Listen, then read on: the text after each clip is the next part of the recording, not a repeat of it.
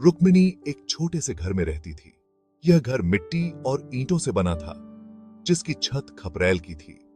घर के चारों ओर हरियाली थी और पास ही एक छोटा सा बगीचा था, जहां रुक्मिणी ने कुछ सब्जियां उगाई थी। उनके हस्बैंड रामू डेली वेजर थे। वह सुबह सुबह काम पर निकल जाते और देर शाम तक लौटते। बहुत मेहनत करते थे, पर पैसे कम मिलते थे। रामू का काम बहुत कठिन था, लेकिन वह कभी शिकायत नहीं करते थे।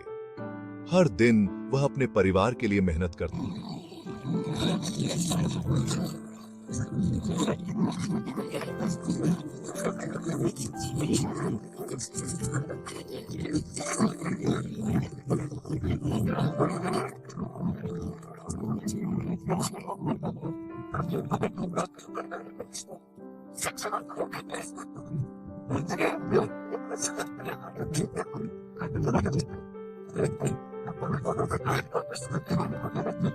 छोटू और गुड्डी।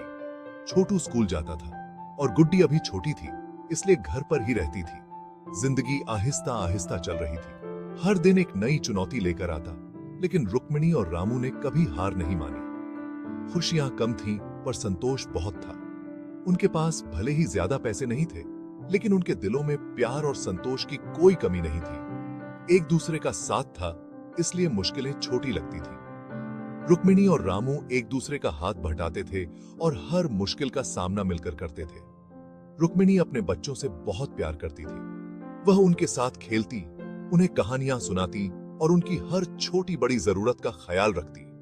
उनके चेहरे की मुस्कान देखकर उसकी सारी थकान भाग जाती थी। बच्चों की हंसी और उनकी मासूमियत रुक्मिणी के लिए सबसे बड़ी खुशी थी। रामू भी अपने परिवार से बहुत प्यार करता था। पापा भी घर आता, बच्चों के साथ खेलता और उनके साथ समय बिताता। कभी कभी शाम को सब एक साथ बैठकर खाना खाते। यह उनके लिए सबसे खास पल होते थे, जब वे सब मिलकर हंसते बोलते और अपने दिन भर की बातें साझा करते। तब लगता जैसे बस यही है असली खुशी। उनके लिए असली खुशी पैसे या संपत्ति में नहीं थी, बल्कि एक दूसरे के साथ बिताए गए इन पलों में थी। यह छोटे छोटे पल ही उनके जीवन को खास बनाते थे। एक दिन अचानक एक एक्सीडेंट हो गया। रामू काम पर जा रहा था कि अचानक एक तेज गाड़ी ने उसे टक्कर मार दी। रामू बहुत ज्यादा घायल हो गया। यह सुनकर रुक्मिणी के पैरों तले जमीन खिसक गई। भागी भागी हॉस्पिटल पहुंची। रामू दर्द से चिल्ला रहा था। डॉक्टर ने बताया कि उसके पैर में बहुत गहरी चोट लगी है। रुक्मिणी बहुत डर गई। सोचने लगी, अब क्या होगा? घर का खर्च कैसे चलेगा? रामू और रुक्मिणी का जीवन पहले बहुत खुशहाल था। वे दोनों मिलकर हर मुश्किल का सामना करते थे, लेकिन अब रुक्मिणी के मन में अनगिनत सवाल उठ रहे थे। क्या रामू फिर से चल पाएगा? डॉक्टर ने कहा कि रामू की सर्जरी करनी पड़ेगी। यह सुनकर रुक्मिणी की चिंता और बढ़ गई। रुक्मिणी ने भगवान से प्रार्थना की कि रामू जल्दी ठीक हो जाए। उसके दोस्तों ने उसे हिम्मत दी और कहा कि सब ठीक हो जाएगा। रुक्मिणी ने हर दिन गिनना शुरू कर दिया, जब तक रामू ठीक नहीं हो जाता। धीरे धीरे रामू की हालत में सुधार होने लगा। उसने चलना शुरू कर दिया। रुक्मिणी और रामू ने एक दूसरे का साथ नहीं छोड़ा और मिलकर इस मुसीबत का सामना किया। आखिरकार उनकी जिंदगी में फिर से खुशियों की सुबह आई। रुक्मिणी ने हिम्मत नहीं हारी। उसने सोचा, अभी तो मैं हूं, अपने बच्चों के लिए मुझे स्ट्रांग बनना होगा। उसने डिसाइड किया कि वह खुद ही कुछ काम करेगी। घर में थोड़े बहुत पैसे बचे थे। उसने सोचा, क्यों ना कुछ सामान लाकर बेचूं। अगले दिन रुक्मिणी ने अपने गहने बेच दिए। थोड़े से पैसे मिले, जिनसे उसने कुछ सब्जियां खरीदी। रुक्मिणी ने घर के बाहर एक छोटा सा ठेला लगाया। सुबह जल्दी उठकर वह सब्जियां सजाती और बेचने लगती। शुरू शुरू में तो लोग कम आते थे, पर धीरे धीरे सबको पता चल गया कि रुक्मिणी ताजी और अच्छी सब्जियां बेचती है। लोगों ने उसके ठेले पर आना शुरू कर दिया। रुक्मिणी पूरी मेहनत से काम करती। बहुत तेज धूप हो या बारिश, रुक्मिणी हर रोज अपना ठेला लेकर निकल पड़ती। कभी कभी तो धूप में उसका गला सूख जाता, पर वह हार नहीं मानती। उसे अपने बच्चों का ख्याल रहता। उनके चेहरे पर मुस्कान देखने के लिए वह हर तकलीफ सहने को तैयार थी। धीरे धीरे उसका काम चल निकला। वह थोड़े बहुत पैसे जमा करने भी लगी।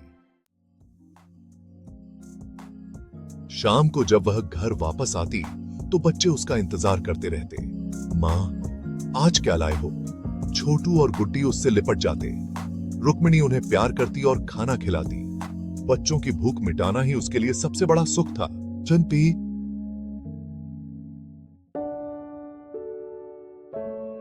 सेक्शन 7, एक किरण आशा की। इसी तरह कुछ महीने बीत गए।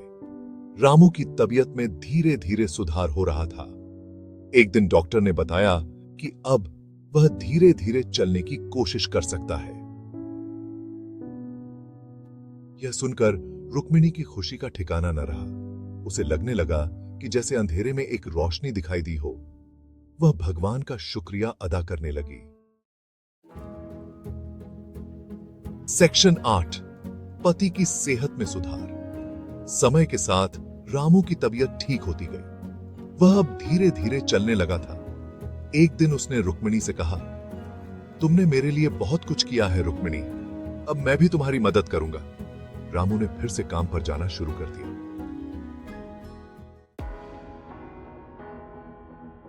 सेक्शन 9, खुशियों की सौगात। रुक्मिणी की मेहनत रंग लाई थी।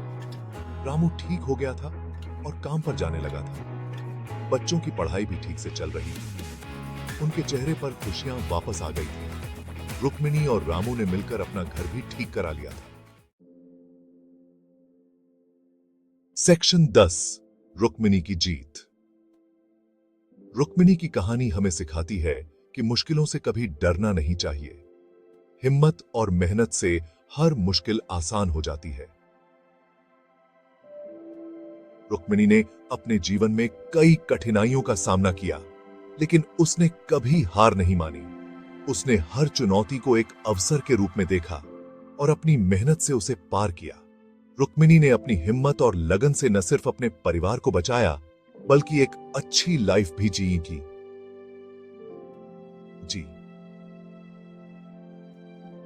उसने अपने परिवार के लिए एक मजबूत सहारा बनकर दिखाया। उसकी मेहनत और समर्पण ने उसके परिवार को एक नई दिशा दी। रुक्मिणी ने अपने बच्चों को अच्छी शिक्षा दिलाई और उन्हें एक बेहतर भविष्य दिया। उसकी कहानी हमें प्रेरणा देती है कि हम भी अपनी जिंदगी में आने वाली हर मुसीबत का डटकर सामना करें और जीत हासिल करें। रुक्मिणी की कहानी हमें यह भी सिखाती है कि सच्ची सफलता वही है जो कठिनाइयों को पार करके हासिल की जाए। उसकी कहानी हमें यह विश्वास दिलाती है कि अगर हम सच्चे दिल से मेहनत करें और कभी हार न माने, तो हम भी अपनी जिंदगी में सफलता प्राप्त कर सकते हैं।